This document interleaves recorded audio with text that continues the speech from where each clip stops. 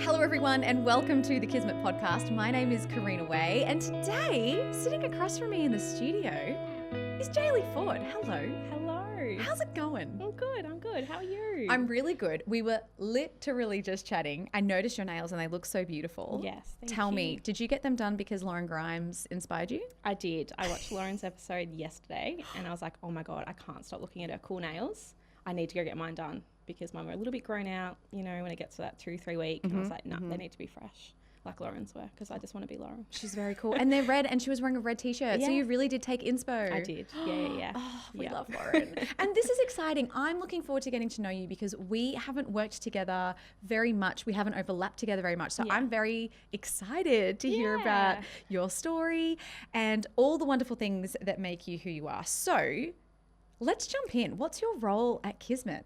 I'm the Escalations Lead. Okay, and so what does that mean? So I help out all of the CX guys across the plan management sort of section. Any queries, questions that the team aren't sure of, they come to me, complaints, things like that. And I try to deal or find out how to deal with them and kind of get all the hard things. And how is that for your heart? Because as I myself have worked in CX for a number of years, and often when one is handing over things to someone else where it gets to the point where you are escalating a case, it's not super friendly or fun. So how are you managing that? Yeah, I really enjoyed like the problem solving part of it. Obviously there's parts where, you know, it's a complaint, someone's unhappy with a service or something that's happened, that I find a little bit trickier. But when it's like, okay, this X needs to be done, how are we going to do it? I love and thrive in that. Yeah, cool. The complaints thing's been a learning curve. I'm only sort of just starting to get into that, and the beautiful Lauren's helping me big time with that. Just like de-escalating and finding what went wrong, how we might be able to do it better next time. And like, you just got to cop it on the chin sometimes. We make mistakes, we're human. Yeah. Having been in this chair across from you for approximately 3 seconds, already I'm finding your energy very calming. So I imagine that the de-escalation that you're able to provide is very useful and very helpful, because already I'm like finding that my heart rate is lowering, which is really lovely. So thank you for that. Thanks. That's a nice compliment. Yeah. It takes a lot for me to kind of get razzed up, I guess. Like, I don't often lose my cool. End of the day, it's not, you know, life or death stuff. It's everything's fixable. Yeah. Love Nothing's that. too crazy.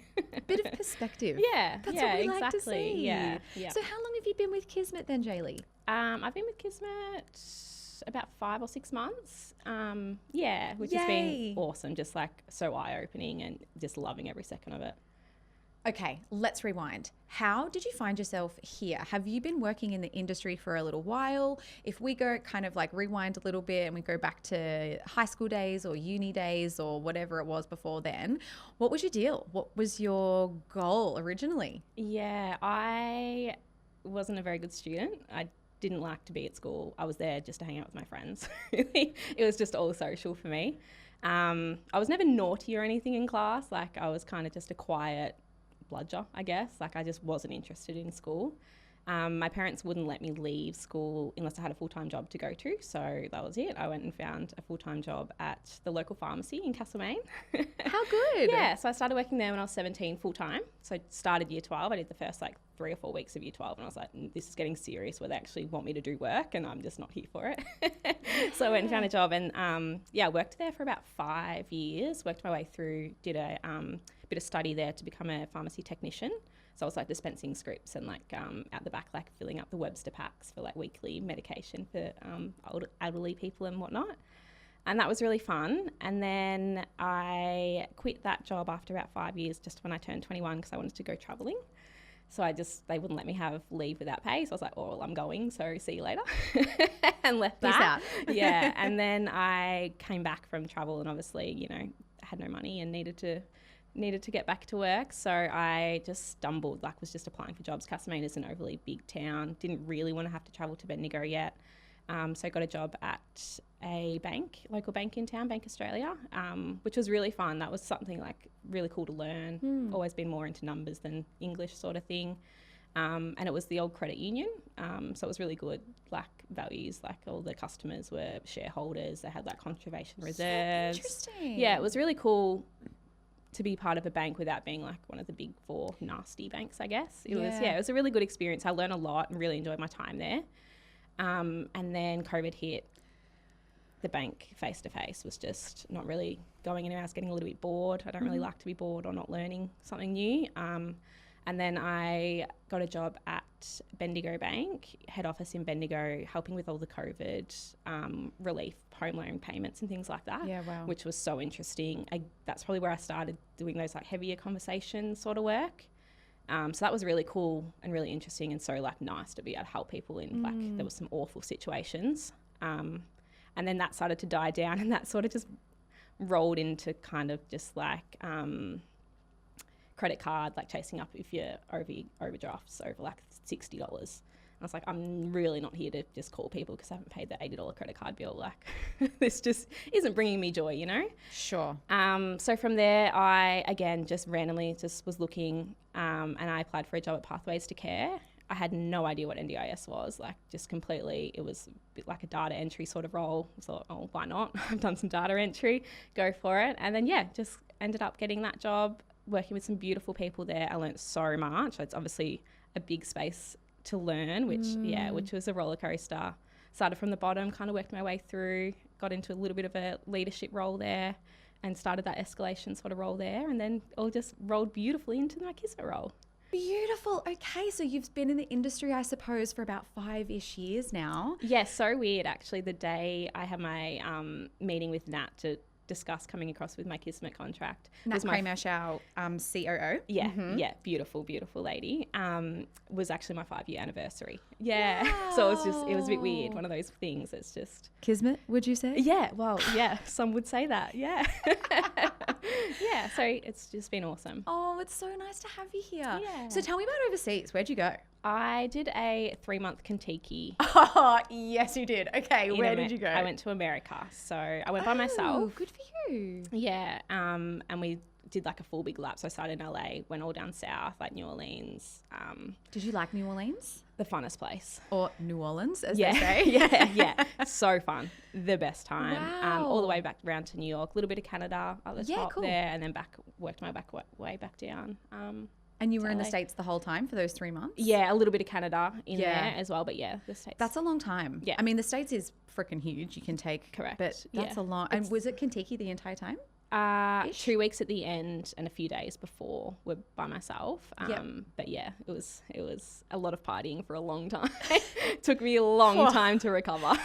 I'm pooped just at the thought of 3 months on the Contiki because the story is I did not do the rite of passage that was Contiki, but my sister and many friends and folks who I know and love have done Contiki and loved it, and also were like, oofed, it was a lot. Non-stop party. Yeah. I was fresh 21, like that's what I was there for. Yeah. I would go out, party all night, get on your bus at 6 a.m, sleep on the bus, miss probably majority of the country, wake up when we're at a landmark and then get ready to go out again that night and just on repeat. Yeah. Did you have some incredible food when you were in the South? Amazing. Amazing. Huge. Yeah. A lot of food and a lot of drinking and just the best time. That's what your early 20s national are for. parks and stuff thrown in there as well. So it wasn't all just... How good. Yeah. Did you go to, oh gosh, Big Sur? No, not Big Sur. Oh no. Half Dome is there. It's like the biggest, most beautiful national park in California. I went to Yosemite. Yeah. Is that yeah, it's Yosemite. Yeah. Yosemite, Grand Canyon, Niagara Falls. Stunning. Yeah, did lots, which is awesome. Yeah. And so are you still based in Castlemaine? No, I live in Bendigo now. Great. Yeah, I've just bought myself a little house in Bendigo. Congratulations. Thank you. That's a really big deal. Yeah, it was. It was a big deal. So I've just moved in Feb, so still getting myself sorted. Jaylea, that's huge. Thank you, yeah. You're there on your own? I am on my own, That's Just give yourself a little, I'm just going to do a little clap into the mic. Thank you. That's massive. Yeah. It's exciting. It's my third property that I've owned. Wow. I think I started working full time at 17, so I gave me a little bit of a head start. My first property was with an ex-partner as well, so that also helped. Yep. And we got very lucky. We moved into our first house the week before the first COVID lockdown, and then we had it for COVID lockdown. Then when we split up, we went our separate ways, and worked out quite well for both of us. Yeah, wow. And then I brought myself a little apartment in Bendigo, and was there for about 2.5 years, and then just leveled up to a little house. Look at you go. Yeah, so I'm so happy. I love it. Love it, love it, love it. It's the best. It so satisfying to just set yourself up the way that you want and put things where you want and paint and decorate and furnish it however you want? Yeah, the best. And like, just to live by myself, I honestly don't think I could ever live with anyone ever again. It is the best. I think once you do it, I don't know if there's any going back. That's so amazing. Yeah. Oh, yeah. good No, I love it. I'm furnishing it at the moment, which is how's it going? I'm knee deep in flat packs, dining chairs at the moment. Cool. Just brought 6, and they take me about 45 minutes each. So I've done 3 so far. Just got to space that manual labor out. That's exactly right. Strong, independent woman. I'm doing it myself, just very slowly. Oh, man, I love this. So I guess in your role at the moment, you know, you've been with Kismet for a little while now, 6 months, but as we say, it's like dog years, so it feels like longer. Yeah, it does. So and I had a bit of weird. exposure for about 12 months with Pathways to Care, like when the crossover was happening. So I got a little bit of exposure, but now I'm just dived straight in and loving it. Oh, that's so nice. So that's really interesting because we're remote for the most part. Like, obviously you can come into the office when you want and need to and whatever. It's a bit of a travel for you. So again, thanks for being here. No dramas. But that must be, do you have to make a real effort to leave your house? Because if it's just, you know, if it's just you and you're working remotely and... Yeah, for sure. I didn't know how I would go living by myself, working from home. I love it and can't imagine a world where I went into an office every day now. Yeah. But yeah, I do have to make a conscious effort. And as I also have to just call people throughout the day, just random, might just be a check-in call, not even about work. Great. Just to stay connected. But yeah, I have a lot of beautiful friends around me, so I get out a lot. That's so awesome. Yeah. Is there something that you're working on at the moment outside of work that you are really excited about? Have you got a hobby or an interest or like something that you're putting time and energy into that's really filling your cup? Not really at the moment. I was very big sports player my whole life, and I have had 2 ACL reconstructions in the last 4 years. Oof. So I haven't gone back to sport since my last one, which was about 18 months ago. And I have noticed that gap in like that community, the hobby sort of thing. I've never had to do or look for anything else because I've always just had sport all year round. What were you playing? What was your sport of choice? Basketball and netball, and then a little bit of tennis when I was a bit younger as well. Yeah, wow. Yeah. Oh, netball's just so brutal on your knees. Yeah. Well, I did first one in basketball, second one in netball. So that recovery is no joke, hey? Oh, it's a lot. Yeah, and to do it twice. I got back for just a season and maybe 4 games I was back for, and then did my other one. Yeah, which was just heartbreaking. And I did the surgery and a little bit of rehab, but I never fully did the full rehab to get back to sport. I'm just not ready. Don't know if I ever will. I might go, but I don't want to never say never. But just it was a lot. Yeah. That's I know that word traumatic is rolled out a lot, but 2 of those intensive injuries in very close succession, that's a big deal. That's a lot. And when people have injuries, that shit's really isolating. It's really hard. So I'm sorry that happened. I'm sorry that you're not in the sport world as much as you once were, and because that would be really difficult. It is, if your community and your family and your team. Yeah. Without that, it's really hard. Yeah, and it's made me make like a conscious effort to like, okay, I need to like organise to see these friends now because I'm not just going to see them at training and game day every week. So it's been a bit of an adjustment, but I also kind of loving it when it's pouring rain on a Thursday night and I don't have to go to netball training. So there's pros and cons to it all, isn't there? Yeah. Would you like to try something else? Like, would you like to move into a different type of movement that's not team-based where you can have a bit more control over maybe not getting injured? Yeah, I've been doing a lot of reformer Pilates. Great. Yeah, which has been really good through the rehab process. Yeah, It's just a cool. bit kinder on the body, and just starting to get back into gym as well now. Good for you. Just starting to. Now that I'm settled in the new house, because I had to move and it was just chaos there for about moving's a 6 lot. months in between the transition. So yeah, I'm finally starting to feel a bit settled and ready to get back in. But I'd love to do something like something different, like, I don't know, cooking classes or like pottery But yeah, I think when the weather starts to get a bit better, I might feel ready to start looking for something like that. Do you feel creative in sort of painting or watercolors or any type of creative? No. I love the idea of it. I have no creative skills at all.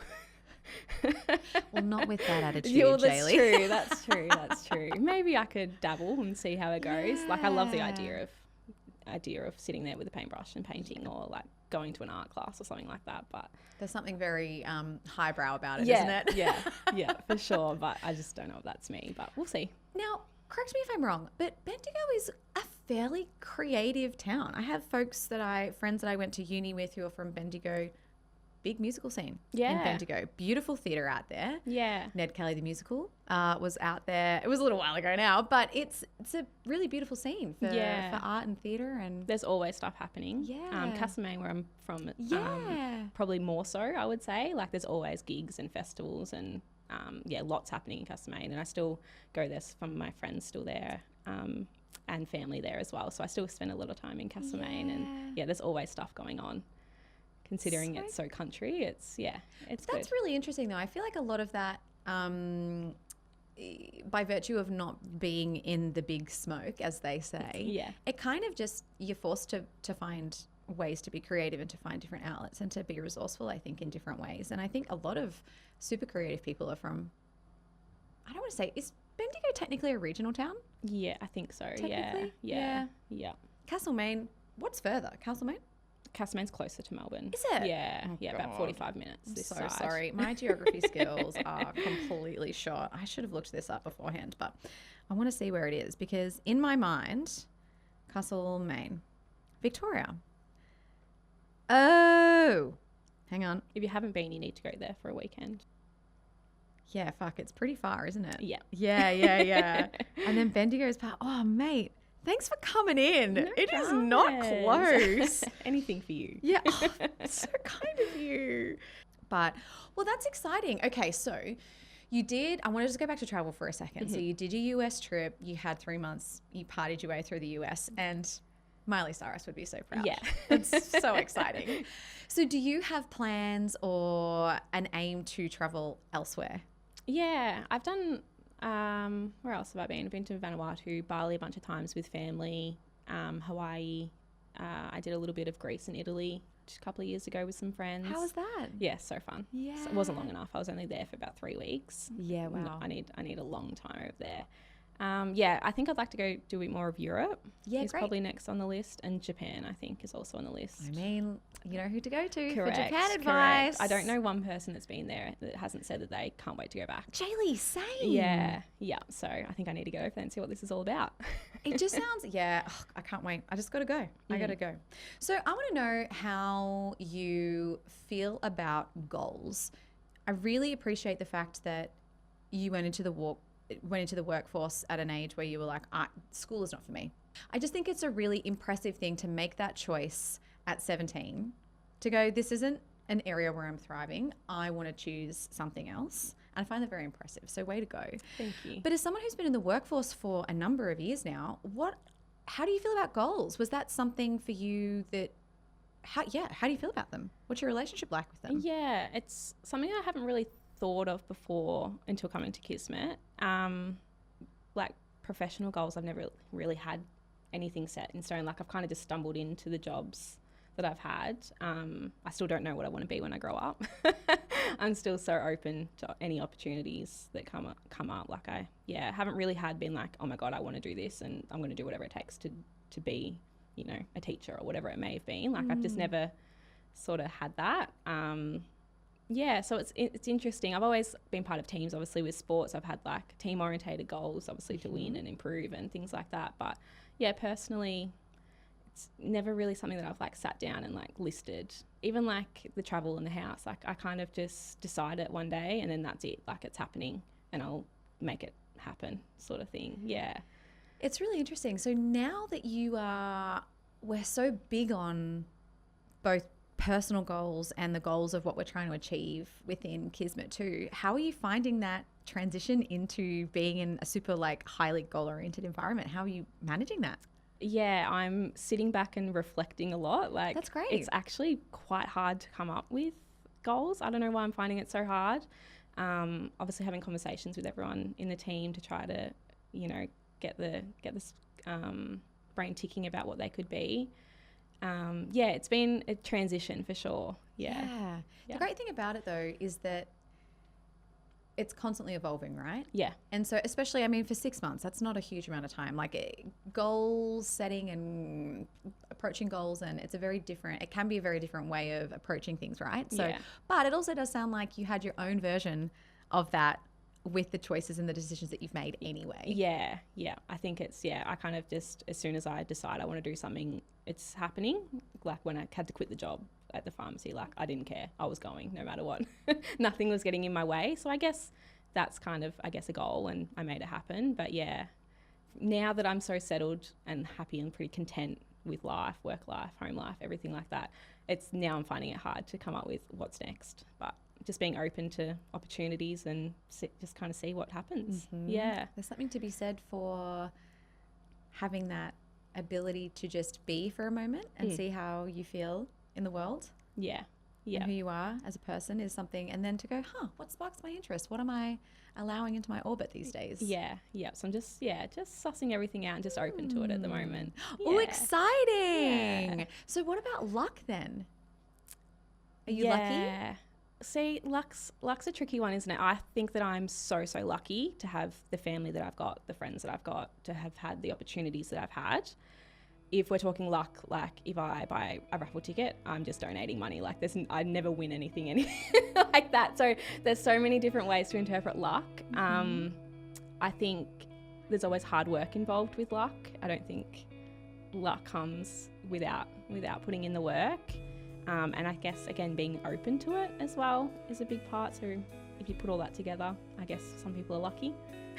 Yeah, but the things that I have in my life, I'm very lucky to have. Yeah, for sure. Hello, it's Carina here. If you've enjoyed today's episode, may I ask you kindly to take a moment to like, follow and subscribe to the Kismet podcast on your favourite streaming app. It really does make a huge difference. Every follow and every share helps us bring these stories and conversations to more people, and that's what this show is all about. So if something resonated with you today, pass it on, send it to someone you think might like it, and just a very big thank you so much for listening. Okay, back to today's episode. So what was it like for you growing up in regional Victoria? What was that?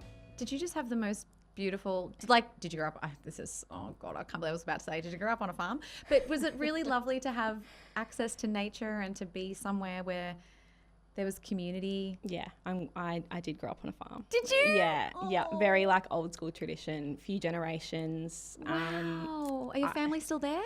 My parents have recently just moved this year as well. They've just gone into retirement. So they've just moved, which is super exciting for them. Yeah. My dad's goal was to retire on the Murray River so he can just fish and do whatever he wants. What a beautiful way he's to just retire. Doing that now. Yeah, which is great. So really traditional. Like we lived in a house that my great someone built with his own 2 hands. Wow, Jaylea. My grandparents lived next door. My great uncle lived to the other side. Our road was called Ford's Road. Like, that's incredible. Yeah. So had the best time. I'm one of like 20 something grandkids on that side of the family. So it was just chaos and just the best time. Motorbikes, running around wild. Did you have family functions at your grandparents' place next door, at your place next door? Did everyone just kind of converge in the one area? Yeah, that was like the meeting place, definitely. Probably too big. The family was too big for everyone. So Christmas Day with the Fords, we used to play a cricket match and like extended forwards. There was enough of us to make 2 teams, and we'd go to the local oval and we'd have a cricket match. That's amazing. Yeah. So that was just the best time. And you'd either be Pa Ralph's team or Uncle Bill's team. Yeah, it was the best time. So yeah, it was really good growing up with a huge family. Are a lot of your family still in the area, or have a bunch of like, a bunch of them moved and out? I was quite a bit younger than the rest of them. I was one of the babies, so they were pretty much gone by the time I got to high school. Everyone had kind of gone, but yeah, when I was young, it was just the best time. That's so special. Yeah. Having access to that much family, and my mum's one of 13 kids, so we had a lot of cousins as well. Like Christmas was just absolutely chaos. Yeah, the best chaos. And now the cousins are having babies. Oh, I couldn't even count how many. And the babies are having babies, and it's like, fucking hell, where does this family tree end? Yeah. But there's something really beautiful about that, because it is just chaos, and you just try your best to have the same conversation with as many of your family members as you can, and you know, find a quiet spot to take it all in, stop being overstimulated for a moment. It's the best kind of chaos. Oh, that's really special. I want to ask you one of these questions. So as you may have seen, Dylan Verrier, our very own, created this game. It's called Beyond the Weather, and they're conversation starter cards, and they're beautiful. And we're very lucky to have I was going to say the beta version, which is sort of like his trial version. Yeah, cool. And so if you would be so kind, I would love for you to choose a card and then answer the question on the card. Oh yeah, she's going for orange. Beautiful. If you could magically make one everyday inconvenience disappear forever, what would you remove? Oh, that's a good question. Interesting. An everyday inconvenience. I've always said if I was rich and famous, I would never wash my own hair ever again. Jaylea. I would be at a salon every single week, probably twice a week. No. Have someone come to you. Oh, yeah, even better. Yeah, the washing, the drying, like, it's just not me. That's why my hair's in a bun or a ponytail 99% of the time. So yes, that would be my inconvenience that I would get rid of. That's beautiful. What a way to do it. Yeah, every time I go to the hairdressers, I'm like, oh my, I say it every single time. I just wish I was rich enough to get this done once a week. Yeah. Oh, and you know, the funny thing is, you probably could do that right now. It's just, there's something very ridiculous. bougie about that, isn't it? It does. It seems a little bit extra. Paying someone to come, like, yeah. No, I hear you, but that's a good one. Yeah. I already, a little bit extra, live by myself in a pretty small house. I have a cleaner because I refuse to spend my weekends cleaning my bathroom. Preach. And I work hard enough to deserve to have that little luxury. So I already kind of have actually taken an inconvenience out. I'm so excited for you. Yeah, I just refuse in my free time. Yeah, which I know is a little bit extra and borderline lazy, but I don't know about that. No, I think that you are choosing where to put your energy. Yeah. And if you're choosing to put your energy elsewhere and you have the means to do so, good for you. Yeah, that's it. Exactly right. You know, this is your way of going like this to the patriarchy. That's it. That's my little luxury, my little treat, because I can think of nothing worse on my Sunday than cleaning a bathroom. Yes. Mopping the floors. No, it's just not me. Yep. I'm excited for you. Okay, if I was to answer that question, inconvenience. Oh, I really like the hair one. I want to steal it. It's funny. I would love to have a driver.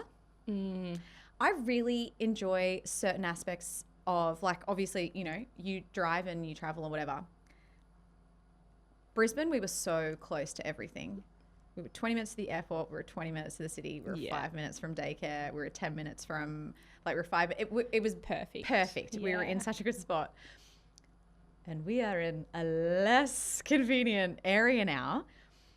And the driving is, Melbourne traffic is no joke. And I know that is such a boring thing to say, but I find I get so infuriated with all the things that I could be doing when I'm sitting in traffic. Yeah. I just sit there and I fume because I think of all of the things that I could be doing with my time other than literally wasting it by sitting in traffic. Yeah.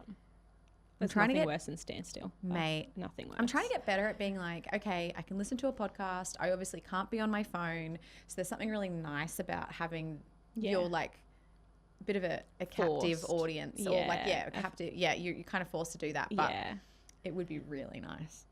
It would be so nice. Yeah. Like Succession vibes. You just fucking get picked up by a driver. That'd be so nice. That Just is take the it dream. anywhere you want to go. Yeah, how good. Which So I know is good. kind of Uber. But imagine if you just had your own Just waiting for you person. there. Didn't have to wait on the street or book something. Or Yeah. so Just good. like, hey, Marty, I'm ready to go. They'll be able to drive us to our hair appointments weekly. Right? Jaylea, you've got to win the lottery. Yeah, we do. I love this version of life Don't for have us. much luck for that. That's okay. We'll make our own luck. It's going to be fine. That's it. We'll get there. We'll build a business. Yeah. And then we'll sell the business. And then we'll be like, cool, have a great time. Yeah. Here's your multi-million dollars. Here's my multi-million dollars. And I'll have a driver and my hair appointments, and so will you. And Perfect. we'll be happy as Larry. Perfect. Name a better life. I bet you can't. I don't think there is one. I don't think there is one. I would like to talk to you about what you're watching, reading, and listening to, because you have some notes here. I don't want to talk about them with you. So I can take this card from you so that you don't have to hold thank it. you. Thanks very What is your go-to television option? I don't like to admit it, but I love trash TV. Get it. The Love Islands, the Ex on the Beach, the Kardashians, Below Deck. Like, I just love it. What do you love about it? It's how I relax and wind down, I think. Like, I just sit there and I know that it's terrible TV and I know that it's just absolute rubbish and I love every second of it. It's just, I just can relax and wind down, switch off. Yeah, it's great. I remember we were having this chat yesterday when we have our little prep chat. And I had mentioned to you, my sister works in the mental health area as well. And I have some other friends in my life who have some very intensive jobs where they're dealing with a lot of pretty full-on stuff. And a lot of the people who I know and love who work in industries or areas where they're dealing with a lot love trash TV. Yeah, I think it's therapeutic or something. Yeah. I think it must just be like that common thread of being like, there's this, none of this matters. These people are basically actors at this point, right? Like, correct. come on. Yeah.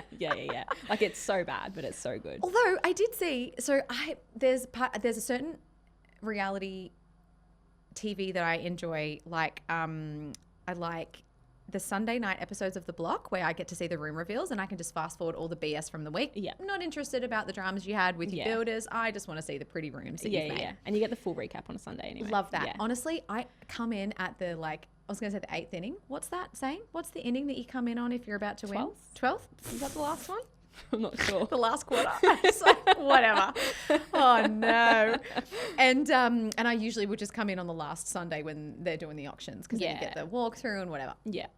Love that. I love Grand Designs, obviously. You get to Yeah. see the before and afters. Yeah, great. Stunning. And love the, like the like anything makeover vibes. Selling There's Houses Australia. I watch that occasionally. there's something kind of nice about that. But I Yeah. think I get frustrated with Selling Houses Australia because I'm like, I want more of a makeover. I want more. Because they have to use their own budget. Yeah. Yeah. Sadly. Yeah. Sorry, people. Yeah. But there is something that's really lovely about, that kind of thread. And I suppose with kind of dealing with a lot of, heavier stuff and people being like quite upset with you a lot during the day, it must be really nice to just whack on the telly and it's have great. some beautiful people talk about other beautiful people. And Yeah. Like I said, I know that it's terrible and I know that it's trash, but I love it. And that's okay. it's fine. Yeah. That's what it's made for. People like me that need to just wind down. Yeah, man. Yeah. Are you reading anything that you're really into at the moment? No. Great. I'm actually dyslexic. Oh, So interesting. I find reading quite challenging. And Yeah. I am a holiday reader. Okay. I don't read. Yep. Then I go on holiday and I'm sitting on a beach and I can read a book in a couple of days. How do you feel about audiobooks? I haven't really dabbled. Gotcha. Yeah. I think I lose a little bit of concentration. Like I get distracted with what's in front of me or I can't just sit there and listen to it. I need to be doing something. So yeah, even with podcasts, like if I pop a podcast on while I'm, making the bed or something at home, I just have to be doing something. I find it hard to just sit there and listen to the story. Where if it's a TV show, I'm happy to sit there and do nothing. It's weird. Yeah. It's a bit weird. But I feel like you've really locked into a really great life. I think you're doing well. I think you found a lot of hacks that are working really well for you, and you should be really impressed with your systems Because the TV thing is, that's really, I hear you on the like getting distracted, and the audiobook thing can be tricky. Yeah. How was that for you growing up then? Did you know you were dyslexic when you were a kid? Yeah, I found out in high school. Again, it probably played a part in not really enjoying school. Like I can get by fine, and a lot of people wouldn't even know. But yeah, it's just, I've always just been like this, so I don't know any different. Yeah, right. It is what it is. Yeah, interesting. And do you find that it's different for you? And please excuse my ignorance here. I don't know a huge amount about dyslexia, but does it matter the format in which you're reading? Is it different if you're on a device versus if you're reading a book, or it doesn't really matter? It doesn't really discriminate where you're reading or how you're reading? Yeah, I never seem to have much trouble on a screen, I think, because I can zoom in and make it a bit bigger. When I'm reading a book, it can be the lines. Like, I can start reading this line but then finish the line below. I used to, at school, used to have a ruler and go down like such a nerd. But that's just how I had to do it. I think it's definitely got better as I've got older, probably because I just don't read books. So I don't have the problem.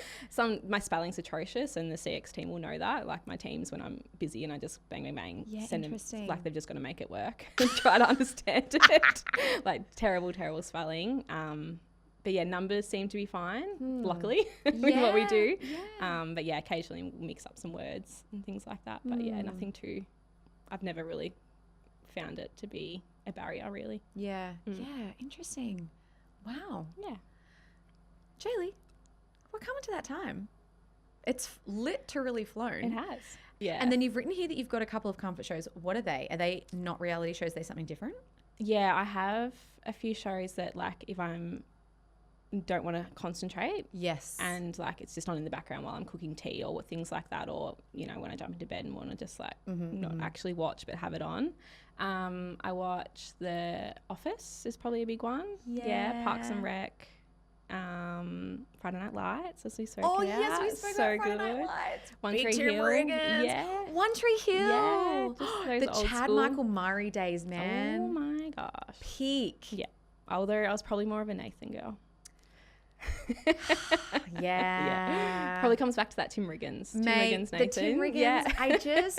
It's so funny. Yeah, no, I'm with you. You. Oh man, Tim Riggins, just like a place in my heart for that man. Yeah. Big Tim Riggins. Yeah. The best. Those Southern boys. So beautiful. It makes me really sad that he was in that insanely expensive Disney movie that completely flopped post. Because every time I watch Friday Night Lights, I'm like, what happened to Tim Riggins? Yeah. He fell off the face of the earth. He did. Tim Riggins, actor. One moment. Let's do a live search and see what he's doing. Taylor Kitsch. Beautiful. He's short hair now. Oh, okay. Here, let me show you a photo. He's like... Oh, yeah, wow. Yeah, he looks different. He looks like, when he has long hair, he looks like a young Keanu Reeves. Yeah. But what are you doing? I haven't seen much him in anything, actually, now that you say that. Ben Edwards in the series The Terminal List 2022, but big Tim Riggins come back. Yeah. Anyway, sad. But yeah, he's just got something, that show. Yeah. I'm so happy for you that that's like a comfort show. Yeah. And Connie Britton, what a woman. So good. Like, I want to be Connie Britton when I grow up. I know. Yeah. Don't we all? She's just the best. Yeah. When I discovered that she is not, in fact, Southern, I was like, what do you mean? Amazing. Everything about you screams Southern woman. Yeah. Yeah. Yeah. And Coach Taylor. Like, I mean, bless. There's no one better. Their no one. We were chatting earlier and I was like, oh, why isn't he my dad? And also I was like, well, he's a bit of a shit dad, but great coach. Great coach. Would have loved to have had him as a coach. Would have been so good. Yeah. Thank you for being here. This has been so lovely. I'm going to go into our closing questions now. But again, very grateful that you took the time to travel all the way to Melbourne to be here and to chat with us, because it's been so nice to get to know you. No, it's been lovely and great to get out of the office and away from the screen, I should say. Yeah. Out of your home office. Yeah, doing something different. It's been great. So imagine this. Maybe you are in Castlemaine and it's your 80th birthday party. It's gorgeous. It's the perfect temperature. You have an incredible cocktail, if one is still drinking cocktails at 80. I sure hope I am. What do you hope that your friends and family are saying about you in their speeches? Yeah, that's a good question. isn't it? I hope that they're reminiscing on some amazing memories. And I hope they're thankful for our friendship and me just being there for them in their lives, I guess. Yeah. Hell yeah. Hopefully lots and lots of memories that we find ourselves now, like, reminiscing about, oh my God, do you remember this in high school? Like, I hope we're still doing that at 80. Yeah. Yeah. And what about little Jaylea? If you could go back and have a little chat with her and take her by the hand and have a little walk, what would you say? I would say be kind. I wasn't the kindest when I was a kid, so I would definitely say be kind. That was a big learning curve. And just don't sweat the small stuff and roll with it. Just be open to things. Yeah. That's what's up. Yeah. Oh, Jaylea, this has been so nice. Thanks for being here. Thank you for having me. It's been great.